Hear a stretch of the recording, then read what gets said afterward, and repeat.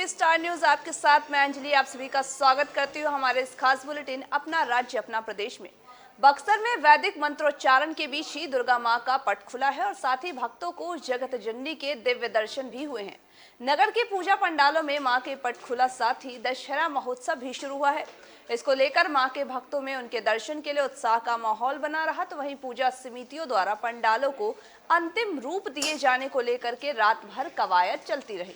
वहीं आपको बता दें कि इसके उपरांत कोरोना के गाइडलाइंस को पालन करते हुए दुर्गा के पट भी खोले गए हैं और साथ ही रस्म पूरा किया गया। आपको बताते चले कि मां के दर्शन के लिए जहां भक्तों में काफी उत्साह देखा जा रहा है, तो वहीं साथ ही इसका माहौल भी व्याप्त है। आपको बता दें कि वहां पूजा समितियों द्वारा अपने अपने तरीके से इसकी जोरदार स्वागत की जा रही है। समितियों द्वारा अपने अपने पंडाल क्षेत्रों में ये काम किया जा रहा है, साथ ही डेकोरेशन का भी पूरा ध्यान दिया जा रहा है।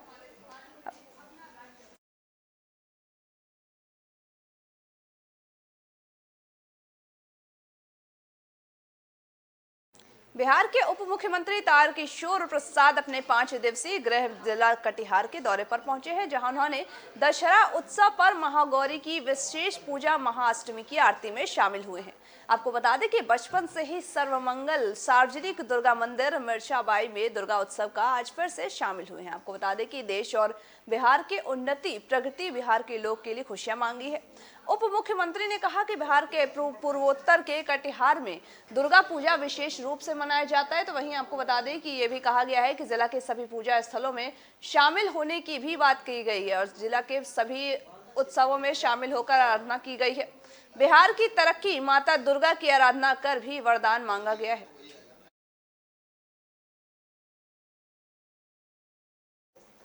मुख्यमंत्री भूपेश बघेल ने प्रदेशवासियों को दशहरा पर्व की बधाई और शुभकामनाएं भी दी है। उन्होंने इस अवसर पर प्रदेशवासियों की सुख समृद्धि और खुशहाली की कामना की है। दशहरा की पूर्व संध्या पर जारी बधाई संदेश में बघेल ने कहा कि दशहरा शक्ति पूजा, शस्त्र पूजा, हर्षोल्लास और विजय का पर्व है। विजयदशमी का यह पर्व बुराई व अच्छाई और साथ ही बुराई पर अच्छाई की जीत का न्याय का प्रतीक माना जाता है। इस दिन मर्यादा पुरुषोत्तम भगवान राम ने रावण का वध किया था। दशहरा पर्व हमें सत्य के मार्ग पर चलने की प्रेरणा देता है। हमें विश्वास दिलाता है कि सत्य के मार्ग में कितनी भी परेशानियां हो, कठिनाइयां क्यों ना हो, विजय सदा ही प्राप्त होती है। यह पर्व अन्याय और अहंकार पर न्याय और सत्य की जीत के विजय को रेखांकित करता है। छत्तीसगढ़ के गृह मंत्री ताम्रध्वज साहू आज 1 दिवसीय करवधा के दौरे पर है। तो वहीं आपको बता दें गृह मंत्री के साथ ही वन मंत्री के भी जिले पहुंचने का कार्यक्रम है। यहां पहुंचकर वे करवधा हिंसा का जायजा लिया। उन्होंने शहर में हुई घटना के 11 दिन बाद सरकार के मंत्री वहां पहुंच रहे हैं और वे विशेष विमान से पहुंचेंगे। गृह मंत्री कलेक्टर कार्यालय के समकक्ष में वरिष्ठ अधिकारियों की बैठक लेकर मौजूदा हालात के बारे में चर्चा भी करेंगे। इनके साथ ही जिले के सभी समाज प्रमुखों से भी उनके मिलने पर कार्यक्रम है। मंत्री प्रेस वार्ता भी करेंगे और इधर मीडिया ने जब 10 दिन बाद लेट आने की बात कही, तब मंत्री मोहम्मद अकबर ने शहर में कर्फ्यू की स्थिति थी। उन्होंने कहा कि हमारे आने पर और ज्यादा भीड़ लगती तो हम लोग ऊपर से ही सब जानकारी अधिकारियों से ले रहे थे और करवधा में शांति व्यवस्था बनाए रखने की भी बात कही है। और हम लोग आते तो निश्चित रूप से भीड़ लगती और हम नहीं चाहते थे कि प्रशासनिक व्यवस्था में हम हस्तक्षेप करें और इस कारण से लगातार भले यहाँ नहीं आए लेकिन पल पल की खबर थी और पूरे समय में हम लोग लगे रहे और किस प्रकार से नियंत्रण हो सके। 2-2 बार बैठकें कराई, शांति समिति की बैठक हुई, समाज प्रमुखों की बैठक हुई, आप लोगों से भी लगातार अलग अलग माध्यम से हम लोग निवेदन करते रहे और आज जब स्थिति सामान्य है तो और अच्छा मजबूती से ये स्थापित हो जाए, शांति हो जाए, इस कारण माननीय गृह मंत्री जी आए हैं। कोई जाँच वाँच के संबंध में नहीं आए।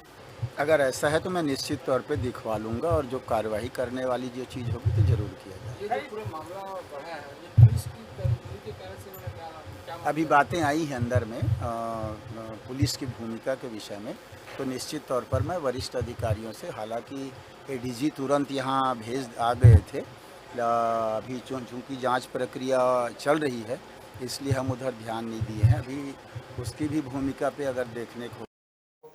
खबर रायपुर से है, जहां पर पुलिस अधीक्षक द्वारा राजपत्रित अधिकारियों एवं साथ ही थाना प्रभारियों को नशे का काला कारोबार करने और साथ ही कारोबारियों की पत्तासाजी कर कार्रवाई करने एवं इस पर प्रभावी रूप से अंकुश लगाने का आवश्यक दिशा निर्देश दिए गए हैं। जिस पर समस्त पुलिस राजपत्रित अधिकारी एवं थाना प्रभारियों द्वारा मुखबिर लगाई गई। मैं आपको बता दें कि पेट्रोलिंग व सूचना संकलन कर नशे का कारोबार करने वाले कारोबारियों के संबंध में सूचना एकत्रित की जा रही है। इसी क्रम में थाना कोतवाली पुलिस की टीम को सूचना प्राप्त हुई कि थाना कोतवाली क्षेत्र अंतर्गत स्थित कालीबाड़ी बस स्टैंड में एक व्यक्ति बैग में गांजा रखा हुआ है जो कहीं जाने की फिराक में है, जिस पर वरिष्ठ अधिकारियों के निर्देशन में थाना कोतवाली पुलिस की टीम द्वारा उक्त स्थान पर जाकर के मुखबिर द्वारा बताए गए हुलिये के व्यक्ति को चिन्हांकित किया गया। पूछताछ में व्यक्ति ने अपना नाम जीवराधन बताया। तो वहीं आपको बता दें कि जो जिला बौद्ध का होना बताया जा रहा है, वहीं टीम के सदस्यों ने उसके पास रखे बैग की तलाशी लेने के बाद उसके बैग के अंदर से मादक पदार्थ गांजा रखा हुआ पाया गया है।